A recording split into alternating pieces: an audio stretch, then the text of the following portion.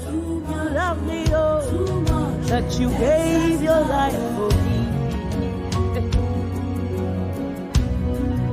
What manner of love is this? What manner of love is this that you give it all for me, oh God?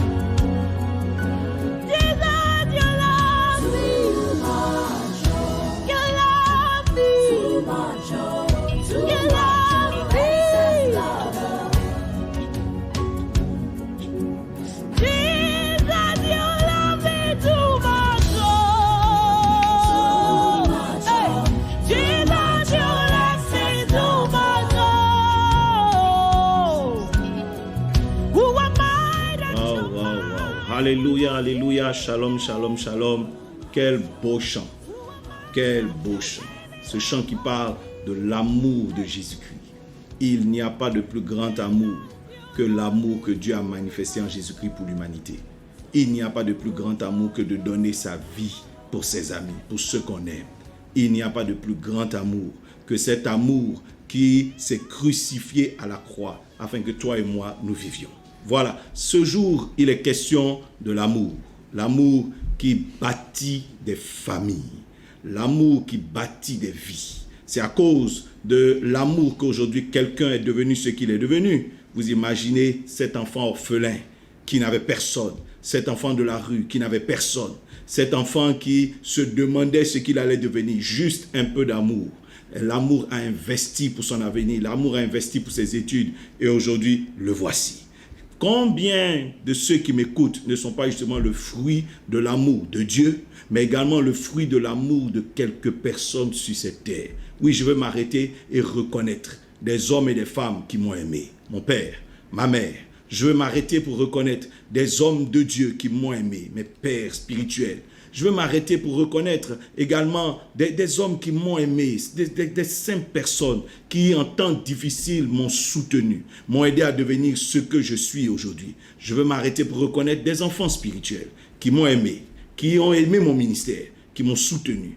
C'est vrai, vice-versa, je les ai bénis, je les ai soutenus, mais je veux reconnaître leur amour, je veux reconnaître leur lien fort avec moi, je veux reconnaître leur investissement, qui fait qu'aujourd'hui nous sommes là. Je veux reconnaître l'amour de certains amis qui nous ont soutenus dans le ministère, qui continuent d'être avec nous, qui dans ces temps difficiles même continuent de nous appeler. Je veux reconnaître l'amour de mon épouse, Révérend Morissette Komoé, que je salue au passage, qui a été avec moi depuis nos jeunes âges jusqu'à ce jour. Je veux reconnaître l'amour de ma fille, Morane Komoé, que j'aime de tout mon cœur. Je veux reconnaître tous ceux-là qui nous aiment, qui nous soutiennent jusqu'à ce jour. Que la grâce de Dieu soit sur vous. C'est certainement à cause de vous, à cause de votre affection, à cause de votre amour qu'aujourd'hui nous sommes là où nous sommes et que nous deviendrons. Je veux bénir Dieu.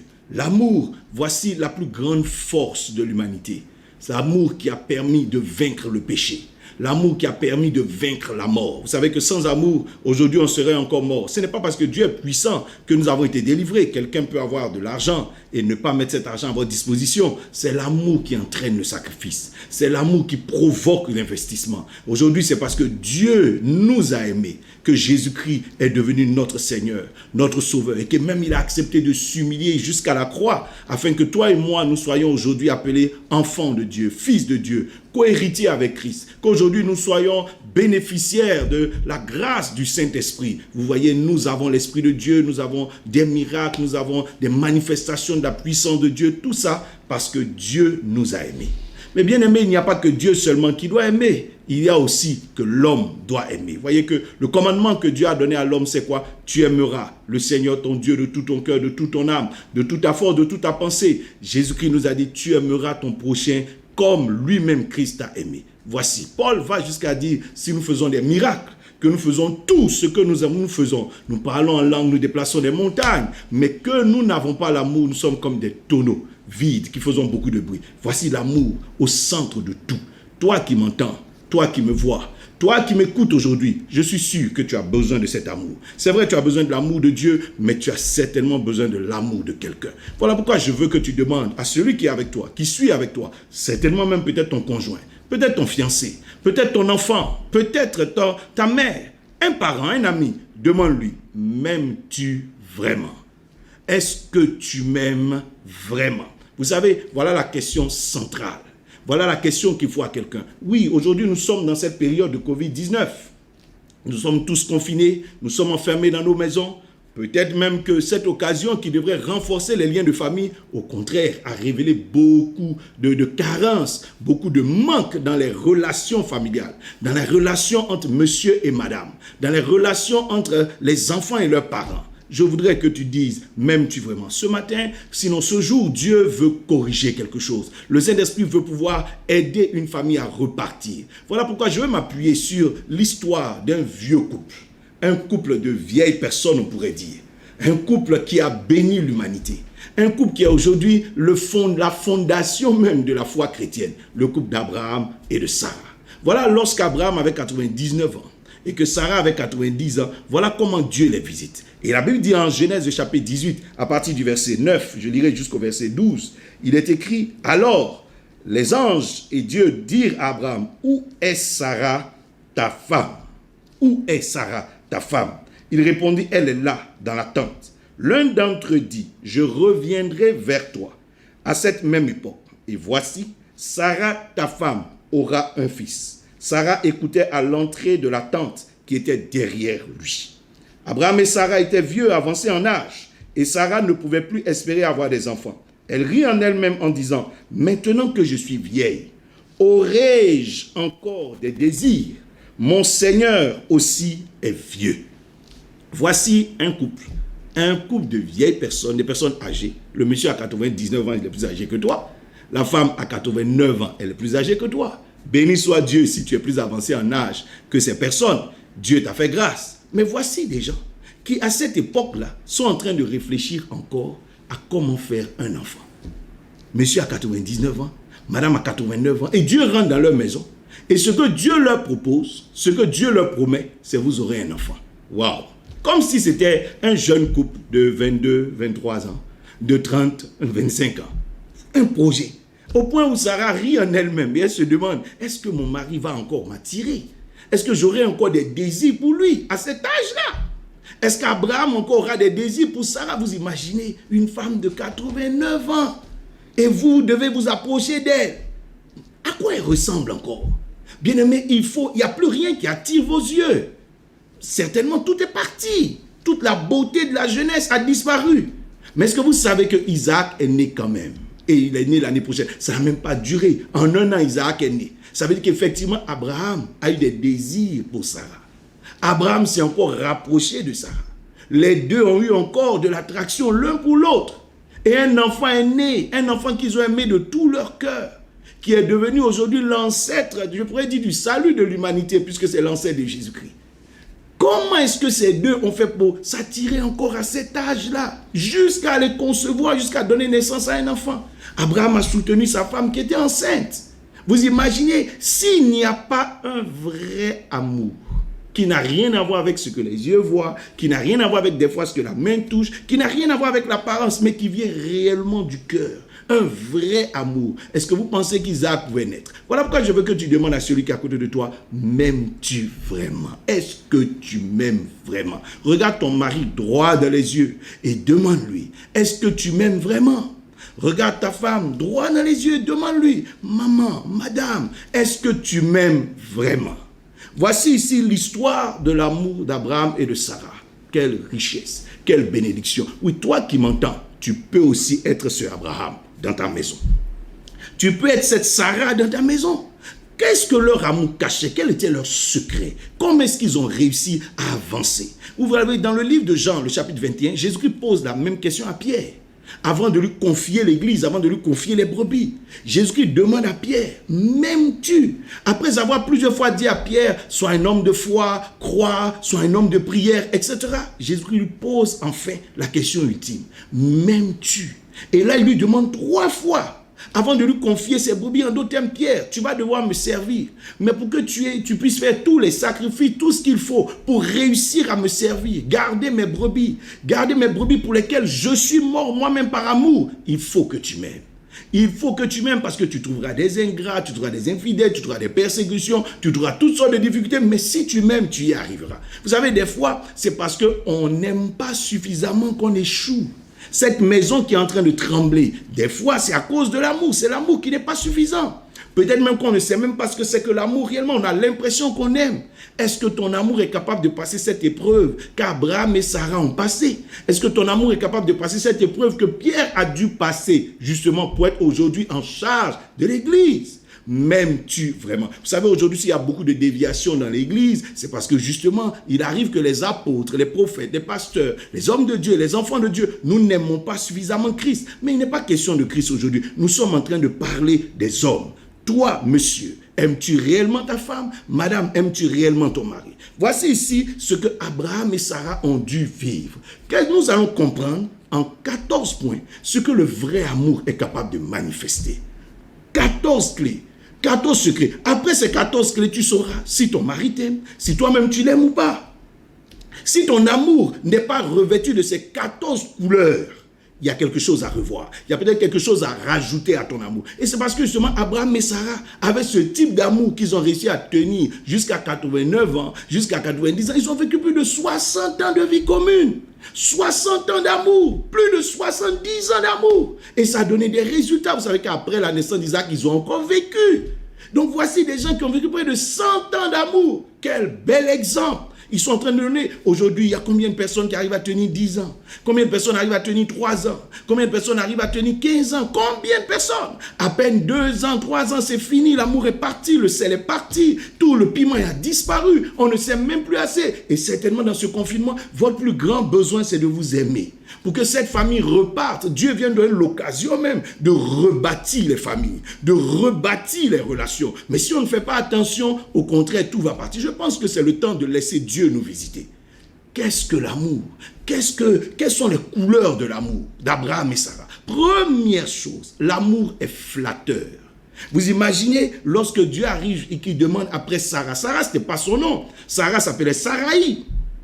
En vérité, c'est son vrai nom, c'est Saraï.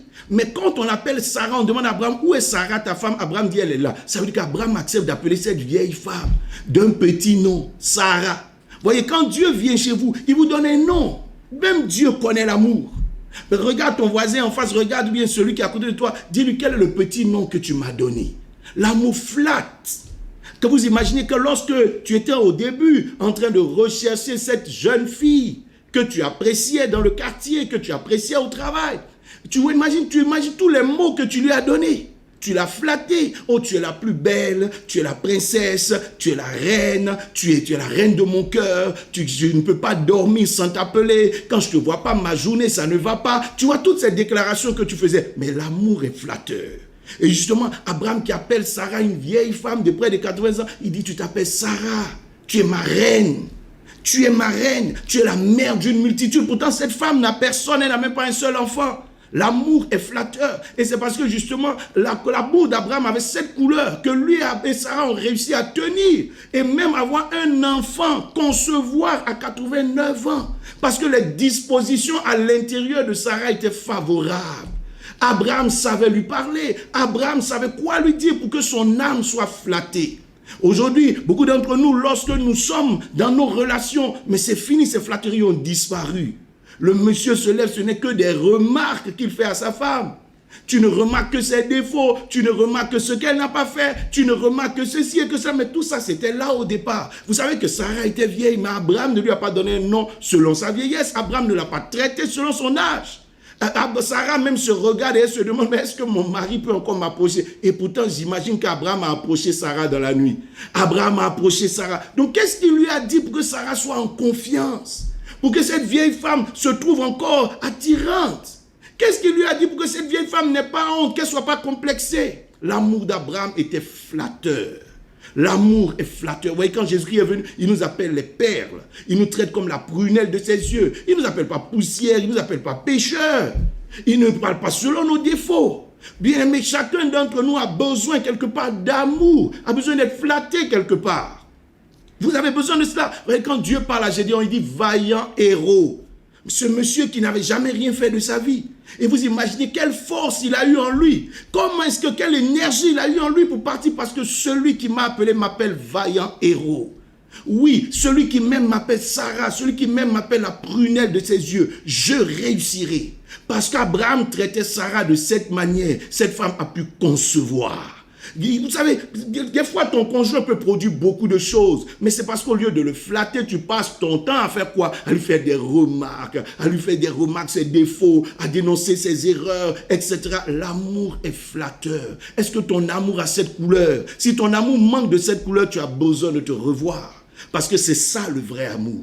Le vrai amour n'est pas là pour condamner tout le temps. L'amour est flatteur. Vous imaginez lorsque Sarah marche avec Abraham, elle aussi justement, qu'est-ce qu'elle a dû dire à Abraham? Ce vieil homme, mais elle a cru en lui, elle a flatté, elle a avancé avec lui. Quand vous voyez ce texte, on voit que Sarah elle-même ne croyait même pas au projet finalement, mais elle a continué à marcher avec Abraham parce qu'elle a cru en lui, elle le flattait.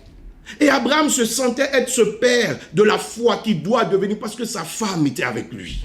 Parce qu'elle était là pour l'encourager. Elle était là pour l'apprécier. Lui-même, son nom, c'était Abraham au départ. Mais il s'appelle finalement Abraham, le père d'une multitude. Et vous imaginez que Sarah l'appelait quoi? Mon Seigneur. Ce monsieur-là, mon Seigneur. Aujourd'hui, toi, tu appelles ton mari comment? Est-ce que par hasard, ce n'est pas son nom du village même que tu prononces? Des fois, mais quand tu parles de lui, c'est ce monsieur-là, oh vraiment, ce pauvre mec, oh vraiment, ce monsieur, ce chômeur-là. Non, tu as besoin de changer ta manière de parler. Tu as besoin de changer ta manière de faire. Quand quelqu'un vous apprécie, quelqu'un vous aime, quelqu'un vous flatte, ça vous booste, ça vous emmène à écouter, ça vous emmène à produire l'impossible. Sarah a produit l'impossible pour Abraham. Elle a produit un enfant à 90 ans pour Abraham. Elle a donné à Abraham ce qu'aucune femme ne peut donner à son mari. Pourquoi? L'amour d'Abraham était flatteur. Bien-aimé, tu as besoin d'avoir ce type de revêtement sur ton amour. Rappelle-toi de Ruth et Naomi. Naomi même dit, appelez-moi Mara. Mais elle avait dit quoi? Ruth ne l'appelait pas comme ça. Ruth la voyait comme sa mère. Tu es encore capable, maman, tu as un Dieu. Maman, tu as un peuple. Maman, il y a encore la grâce de Dieu sur toi. Pendant que Naomi se regarde, rien de bon. Et à cause de cette manière de l'aimer, Naomi est redevenue une femme heureuse. Naomi a pu relever la tête un jour. Oh, je prie que ce genre d'amour soit dans votre maison. Je prie que ce genre d'amour soit dans votre maison. Papa, change ta manière de parler. Même envers les enfants. Des fois, même quand l'enfant, ça n'a pas marché à l'école ou il a fait une erreur, il attend quelqu'un qui doit l'aimer, qui va le flatter, qui va le motiver à avancer. L'amour est flatteur. Bien aimé, la deuxième chose que l'amour d'Abraham a pu avoir, c'était quoi? L'amour est têtu. Voici un monsieur de 99 ans. Dieu lui demande, où est Sarah, ta femme? Normalement, après tout ce qui est arrivé, Sarah devait avoir disparu. Mais leur amour est têtu. C'est un amour qui est là. C'est-à-dire que tu ne peux pas penser que bien qu'ils aient fait tout ce qu'ils aient traversé, Abraham se rend compte et dit, Sarah est dans ma tente. Elle est là. Waouh! Le diable a tout fait pour casser cette relation. Mais l'amour est têtu. Vous vous rappelez de Ruth, justement, dont je parlais tout à l'heure? Ruth et Naomi. Naomi a convaincu Ruth, repars. Je suis vieille. Je ne peux plus rien pour toi. Ruth, abandonne-moi. Mais Ruth est restée têtue. Vous savez, généralement, quand vous avez vos enfants, ou bien quand vous-même vous étiez jeune, et que vos parents essayaient de vous détacher de cet homme ou de cette jeune fille que vous aimez, qui est aujourd'hui votre épouse ou votre conjoint, vous avez été têtu. Les parents ont tout fait pour vous séparer, soit à cause des problèmes d'ethnie, soit à cause des problèmes de quoi? D'aisance sociale, soit à cause des problèmes de quoi? De religion. Mais l'amour est têtu quand quelqu'un aime. Mais on ne peut pas le reculer, on ne peut pas l'habiter. Faites attention, filles de Jérusalem, ne réveillez pas l'amour quand il dort. L'amour est têtu. L'amour est capable d'aller là où personne n'imagine qu'on ira. Comment Abraham et Sarah peuvent être encore là, en train de penser même encore à avoir un enfant, à s'attirer l'un l'autre. On aurait dit à Abraham certainement, laisse tomber cette femme. Imaginez-vous qu'il y a eu Agar entre eux, et que Agar a même donné un enfant à Sarah. Du moins à Abraham.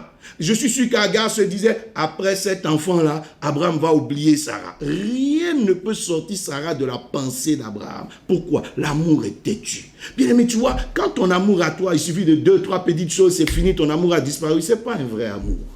Rappelez-vous de Jésus-Christ quand il dit à Pierre, m'aimes-tu? Est-ce que vous savez que ce même Pierre l'a renié 3 fois? On aurait dit à Jésus-Christ, mais tu es têtu. Est-ce que tu vois pas ce que Pierre t'a fait? Tu lui as demandé de prier, il n'a pas prié. Tu ne vois pas que Pierre même a voulu te séparer de la volonté de Dieu. Tu ne vois pas que ce Pierre t'a renié 3 fois. Non, l'amour vrai est têtu. L'amour vrai va jusqu'au bout. L'amour vrai est capable d'aller là où personne n'imagine qu'on peut aller. Si Christ n'avait pas été têtu de cette manière, qu'y avait-il de bon chez nous? Regarde ce que nous étions, des pécheurs. Mais il a fallu quelqu'un comme ça qui nous aime profondément. Qu'on ne peut pas convaincre. La Bible dit rien ne peut nous séparer de l'amour de Dieu manifesté en Jésus-Christ. Il continuait de croire en nous. Et aujourd'hui, nous sommes sauvés. Tu imagines quand tu n'étais pas chrétien, tu vois un peu ta vie, tu vois ce que tu étais. Tu vois quel genre d'individu tu étais. Est-ce que toi, tu méritais que Dieu te sauve? Est-ce qu'on peut imaginer même qu'aujourd'hui, tu serais assis ici? Est-ce qu'on peut imaginer que moi, je serais en train de prêcher l'évangile? Ceux qui me connaissent mon passé. L'amour de Dieu est têtu. Rien ne peut nous séparer de l'amour de Dieu. Mais mon frère, ma soeur, tu dis que tu aimes. Est-ce que ton amour est comme ça? Est-ce que tu n'as pas un amour qui tout de suite obéit aux petites pressions, aux petits vents, dès que XY, allez non, j'abandonne, vous-même vous voyez, etc., etc. L'amour d'Abraham et Sarah était un amour têtu. Bien aimé, il y a une troisième corde, une troisième couleur que l'amour d'Abraham et Sarah avaient. Et voilà pourquoi ils ont réussi à tenir. Je suis sûr que déjà, avec les 2 premières couleurs, il y a quelqu'un qui est en train de se dire, mon mari ne m'aime pas vraiment. Oh non, il est en train d'apprendre. Vous savez, le mariage, c'est une école. C'est une école où on vient apprendre à aimer. Des fois, on croit qu'on aime. Mais quand on commence à vivre avec la personne, quand on entre dans le mariage, on découvre qu'on n'aime pas. Tu as besoin d'apprendre. Tu as besoin d'être enseigné. On ne sait pas faire ce qu'on n'a pas appris. Vous savez, on a appris, tout le monde a des yeux, mais est-ce que tu es sûr que tu sais regarder? Il y a des gens qui vont justement se former juste pour goûter de la nourriture. Alors que nous tous, on a une langue. Chacun se dit, non, moi, je sais goûter. Ah non, non, non, tu ne sais pas le faire. Ta bouche, tu as l'impression que tu as une bouche, donc tu sais parler. Ah non, non, non. Il y a des gens qui parlent et on leur donne des millions. Mais toi, quand tu ouvres ta bouche te ferme les portes. Tu as besoin de rééduquer ta bouche. Tu as besoin de former ta bouche. Il y a des gens qui ont des oreilles, mais qui ne savent pas écouter. Bien aimé, c'est de même, tu as un cœur. Mais est-ce que tu sais aimer réellement? Tu as un cœur qui bat, c'est vrai, etc. Tu as des sensations, tout ça. Mais est-ce que tu sais aimer réellement? L'amour, c'est bien plus qu'une émotion. L'amour d'Abraham était respectueux. Troisième couleur, l'amour est respectueux. L'amour respecte. Quand Dieu demande à Abraham, où est Sarah ta femme? Et qu'il dit, elle est là, il dit, dans ma tente. En d'autres termes, elle est à la place qu'il faut. Elle est à la bonne place. La place de mon épouse. La première place dans ma vie. Pourtant, Agar a eu un enfant pour Abraham. Normalement, Abraham devait avoir jeté Sarah pour dire, bon, c'est celle-là qui m'a fait des enfants, moi je t'oublie. Il serait proche d'Agar. Non, non, non, non. Il dit, Sarah est à sa place. La preuve, c'est qu'elle entendait ce qu'Abraham disait avec Dieu. C'est pourquoi elle était bien placée. Elle était à son poste. Abraham ne l'a pas dévaluée, Abraham ne l'a pas dévalorisée, Abraham ne l'a pas jetée quelque part. Elle était là, à sa place, de maîtresse de maison. C'est encore à elle qu'Abraham disait, va, vite, prépare-moi à manger. Elle était à sa place. Agar a eu un enfant, mais ça n'a pas changé le statut d'Agar. Agar est resté servant de Sarai. Abraham a maintenu Sarah dans sa position. Est-ce que tu respectes ton conjoint? Voyez que Abraham a beaucoup échoué dans la vie. Il a été errant, à plusieurs reprises ses projets n'ont pas marché, mais Sarah le respectait toujours. Elle l'appelait mon Seigneur. Elle le respectait. Voyez, lorsque Abraham a dit Sarah, vite, prépare-moi un mets, prépare-moi quelque chose. Ce n'était pas un projet, ce n'était pas prévu dans le calendrier. Sarah était une vieille femme, on ne peut pas tomber sur elle comme ça. Tu ne m'as pas prévenu, mais respecte son mari. Elle le respecte. Elle était dans la position qu'il faut. Elle est là, dans la tente. Elle n'est pas venue devant tout le monde parce qu'à cette époque, c'était comme ça. La femme était en position arrière. Je ne dis pas forcément que ça doit être comme ça aujourd'hui. Mais elle était dans sa position de respect pour son mari. Elle le considérait. Et Abraham aussi respectait sa femme. Abraham la considérait. Et il parlait avec politesse. Il parlait avec amour. Il parlait avec respect. Même quand ça ne va pas, le respect ne doit pas disparaître. Oui, tu peux être fâché. Oui, tu peux ne pas être content. Mais ça n'enlève pas le respect. Ça n'enlève pas le fait que tu traites, que tu parles poliment à ton enfant ou poliment à ton ami, poliment surtout à ton conjoint. Monsieur, est-ce que tu respectes vraiment cette femme-là? Est-ce que tu respectes ses humeurs même? Oui, peut-être qu'aujourd'hui nous sommes en confinement, peut-être que je me sens un peu mal. Est-ce que tu respectes son état? Rappelez-vous lorsque Sarah, à un moment donné, s'est sentie mal. Parce qu'elle a mis Agar dans le sein d'Abraham. Et Agar était enceinte. Agar a commencé à lever le ton. Elle s'était dit certainement qu'Abraham va la soutenir. Mais Abraham a mis Agar dehors. Bien qu'elle soit enceinte de son seul enfant. Pourquoi? Pour que Agar revienne humiliée. Si elle ne s'humilie pas devant Sarah, elle sort de la maison. Abraham respectait quoi? L'opinion. Il respectait les émotions. Il respectait les sentiments de sa femme. Toi, est-ce que tu respectes les sentiments de ton mari? Est-ce que lorsque tu respectes même les paroles que tu donnes, est-ce que par hasard, tu ne le considères pas comme la dernière personne? Est-ce que tu ne traites pas mal cet homme et alors qu'en retour, tu attends de lui beaucoup de choses? Quand tu attends de quelqu'un beaucoup, comme lui demander de donner un enfant à 89 ans, respecte la personne. Traite bien cette personne.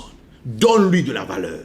Quand tu attends qu'un homme te donne de la valeur, quand tu attends de toi, Sarah c'était une femme stérile, on aurait pu la jeter. On aurait pu ne pas la considérer. Il y avait tellement de femmes qui étaient capables de donner naissance à des enfants. Mais quand tu attends qu'un homme te traite bien malgré ton infimité, malgré ce que tu ne sais pas faire, respecte cet homme-là. Vous savez qu'il y a eu des temps difficiles, des temps de sécheresse, des temps où Abraham n'avait rien, où Abraham était obligé d'aller se réfugier chez quelqu'un d'autre, chez un autre homme, mais Sarah l'a toujours respecté. Respecte ton mari. Il a de l'argent, il n'a pas de l'argent, respecte-le. Respecte ta femme. Elle a des enfants, elle ne peut pas donner naissance à des enfants, respecte-la. Elle est vieille, elle est jeune, peut-être que sa forme a changé, respecte la personne. Parle avec respect, reprends avec respect, agis avec respect. Tout ce que tu fais, fais-le respectueusement. L'amour est respectueux. Dès l'instant où il n'y a pas de respect, il n'y a pas d'amour. Tout ce qu'on aime, on respecte. Regarde, j'aime quand tu aimes même ton simple téléphone.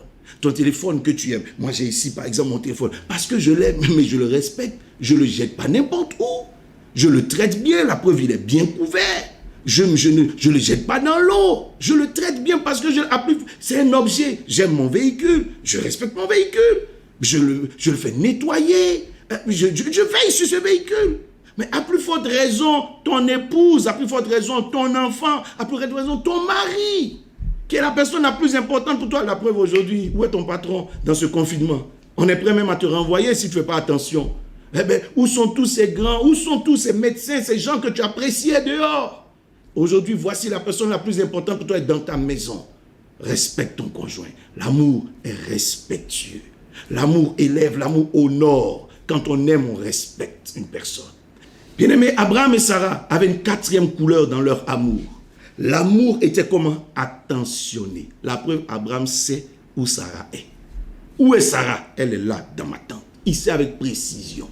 Bien-aimé, quand on aime, on est informé sur la personne qu'on aime. Naturellement, il y a des gens, parce que tu es marié, tu as ta femme, tu as ton enfant, toute personne qui t'aime va toujours s'intéresser à toi. Où es-tu?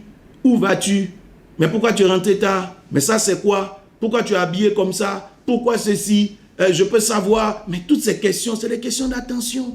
Quand on n'aime pas quelqu'un, on ne s'interroge pas. On s'en fout de toi, quelle que soit l'heure à laquelle tu rentres. Chez nous, ici, en Côte d'Ivoire, il y a un coup-feu.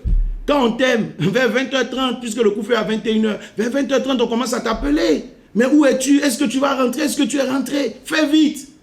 Naturellement, parce qu'on t'aime. Ne dis pas à la personne, oh non, je ne suis pas un enfant. Mais non, c'est l'amour qui fait ça. Même Dieu a demandé à Adam, où es-tu?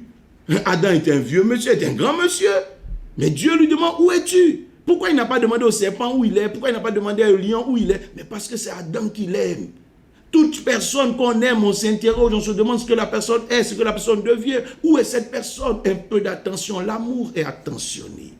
Oh, tu vois, tu vis avec quelqu'un qui ne s'occupe pas de toi, qui ne remarque même pas que ce matin, tu t'es mal réveillé, qui ne te pose même pas la question pour dire, ah, mais je regarde ton visage, il y a quelque chose qui ne va pas chez toi. Est-ce que tu vas bien? Non, mais je remarque, est-ce que tu penses que ça ira? Tu vois, personne ne s'occupe de toi. Tu vas mal, tu vas bien, il n'y a personne. La personne est avec toi, elle ne remarque rien du tout. Même dans le ton de ta voix, des fois même tu fais tout pour essayer de te faire remarquer, mais la personne ne remarque rien du tout. Dieu remarque tout. Abraham remarquait les choses chez Sarah. Sarah remarquait les choses chez Abraham. Sarah regardait Abraham et s'est rendu compte, sans qu'il ne lui demande, que mon mari là, il doit avoir besoin d'avoir un enfant. Il doit avoir besoin d'un enfant. La preuve, c'est elle qui propose, prends Agar, ma servante, et va avec elle. Parce qu'elle est attentionnée, elle remarque son mari. Elle est curieuse, elle pose des questions, elle remarque.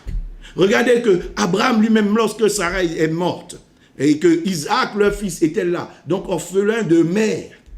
Abraham a regardé son fils, il s'est rendu compte que celui-là, il a besoin d'avoir quelqu'un. C'est vrai que je suis là, mais je sens qu'il a besoin d'avoir une autre personne. Et Abraham a mis un projet pour trouver une femme à son fils. Et le jour où Isaac a rencontré Rebecca, on dit il l'aima comme sa mère. En d'autres termes, il y avait un vide. Et Abraham a remarqué parce qu'il aimait son fils. Quand on aime, on est attentionné. Quand on aime, on s'interroge. Naturellement, toi aussi qu'on aime, il faut accepter l'attention. On va te poser des questions. Pourquoi tu t'irrites? Pourquoi tu t'énerves? Dieu est venu vers Caïn, il lui a demandé où est ton frère et puis il s'irrite. Dieu, mais pourquoi tu t'irrites? La question que je te pose est normale, c'est parce que je t'aime. C'est parce que je t'aime, je viens vers toi. Je ne comprends pas quelque chose, il faut que je te demande. Tu es la seule personne à me répondre. J'ai prêché une fois un mariage et j'ai dit, le thème c'était question-réponse. Et j'ai dit à quelqu'un, si tu n'es pas prêt à répondre à des questions, ne rentre pas dans le mariage. Parce que non seulement ton conjoint, dont ton épouse ou ton mari va te poser beaucoup de questions, qui t'appelle, pourquoi on t'appelle à telle heure, ça c'est qui, pourquoi la personne répète, mais pourquoi ceci, mais pourquoi tu as porté ça, mais pourquoi tu répètes, pourquoi tu as changé de coiffure, mais pourquoi tu as mis un parfum aujourd'hui, mais pourquoi tu n'as pas mangé quand tu es rentré, pourquoi des questions souvent qui paraissent ne pas avoir de sens. Mais il faut répondre à ces questions. Mais quand ton conjoint aura fini, les enfants sont pires. Les enfants vont venir te demander plus. Mais papa, hier, quand je t'ai vu hier, ton œil était penché. Aujourd'hui, ton œil est droit. Des questions qui n'ont pas de sens. Tu vas dire à l'enfant, c'est mon même œil. Non, non, papa, moi je veux savoir. Mais des choses qui n'ont pas de sens. Mais c'est ça le mariage, mon frère. Si tu n'es pas prêt à répondre à des questions, mais ne te marie pas parce que tu auras des enfants qui vont te demander des choses encore plus étranges. Mais papa, pourquoi toi tu n'es pas fort comme Bruce Lee? Papa, pourquoi tu n'es... Mais tu n'es pas Bruce Lee, mais il veut que tu sois Bruce Lee. Papa, mais pourquoi toi tu n'as pas une cuirasse comme Goldorak? Pourquoi? Mais mon fils, je n'ai pas ça. Pourquoi tu ne te transformes pas, maman, comme Wonder Woman? Mais je ne peux pas me transformer. Mais papa, pourquoi toi tu es plus grand que maman? Pourquoi maman est plus grande que toi? Tout ça. Mais c'est la question du mariage. C'est la question de la... Je suis sûr que dans le confinement où vous êtes, tu es fatigué, tu es saoulé par les questions des enfants. Tu aurais souhaité que tes enfants dorment toute la journée. Oh mon frère, c'est l'amour. Si tu dormais toi-même, ils ne seraient pas nés. C'est parce que justement, tu n'as pas dormi qu'ils sont là. Et si tu en as 5, c'est parce que tu ne dors pas souvent. Tu es obligé d'accepter ça. Mais c'est ça l'amour. L'amour est attentionné. L'amour pose des questions. L'amour interroge. L'amour se demande. L'amour est toujours en train de poser des questions, en train de chercher à savoir, chercher à comprendre. Est-ce que tu vas bien? L'amour regarde. On n'a même pas besoin de te parler, mais tu sais d'avance que mon mari là va pas bien aujourd'hui. Parce que c'est pas comme ça qu'il est. Oh, ma femme là, je sens qu'elle a besoin de quelque chose. Toutes les femmes auraient voulu que leur mari remarque tout de suite qu'elles ont besoin d'argent. Tout de suite. Hey, elles ont des comportements, mais quand tu remarques, tu sens que celle-là, tout ce qu'elle est en train d'attendre, c'est son petit cadeau. Ah non, parce qu'elle a besoin de ça. L'amour est attentionné. L'amour prête attention. Quand tu vois, tu sors, tu vas, tu viens, tu reviens, personne ne te pose des questions. Tu te lèves à 10h, à 11h, tu fais ce que tu veux, personne ne t'interroge. Il y a quelque chose qui va pas. Mon frère, est-ce que tu as attentionné encore? Est-ce que tu te demandes, est-ce que tu continues à veiller au grain? Est-ce que tu continues de prêter attention à ce que ton épouse est en train de faire? Bien-aimé, l'amour a besoin d'avoir cette couleur-là.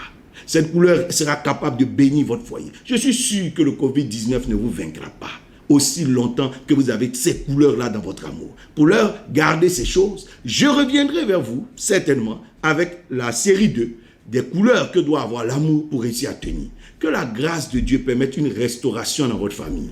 Que la grâce de Dieu permette à votre union de tenir. Que la grâce de Dieu vous donne, comme Abraham et Sarah, de tenir jusqu'à plus de 100 ans. Au nom de Jésus, dites-moi Amen. Regarde ton voisin, regarde ton conjoint, dis-lui, est-ce que tu m'aimes vraiment? Va corriger ton amour. Dieu vous garde.